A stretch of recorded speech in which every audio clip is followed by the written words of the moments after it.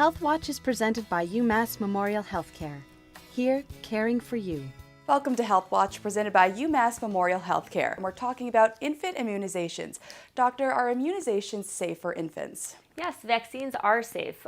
We've done many research and studies to look at the vaccines before they go on the market to make sure that they are both safe and effective. And we also continue to monitor vaccines once they are on the market to make sure that there are no adverse effects after they've been given. What are the common side effects of vaccines for infants, and what should parents expect? Common side effects are fever, redness at the site of the injection, or fussiness. This happens because your body is producing antibodies against the vaccine, and that process of producing antibodies also might cause the fever and fussiness.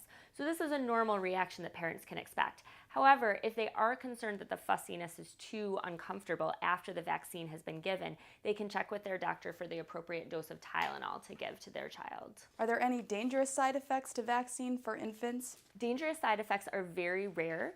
Actually, the complications of the diseases that we are trying to prevent are much more serious and more common. However, if there's anything concerning that a child is doing after they have received a vaccine, the parent should certainly call their doctor. What are the risks when children are not vaccinated? Risks to children who are not vaccinated are that they could become very seriously ill. Because they're very small, their body will have a hard time fighting the infections that they might get. There's also long-term complications for some diseases that you contract as a child. Also, whenever a child who is not vaccinated becomes ill, doctors have to examine them very carefully because we are concerned that they could have an infection like meningitis. Can an infant get too many vaccinations at once? That's a good question. No, infants are able to handle a multitude of substances because every day they're playing in the world, they're eating food that have a lot more foreign substances than are actually contained in the vaccines that we give today. So we do give many vaccines during the course of childhood because we are able to prevent against over 14 serious childhood illnesses. What happens if parents don't complete a set of vaccines such as hepatitis? So a series of vaccinations is designed to be that way because the research has shown over time that only a series, meaning multiple vaccines, can lead to truly complete immunity.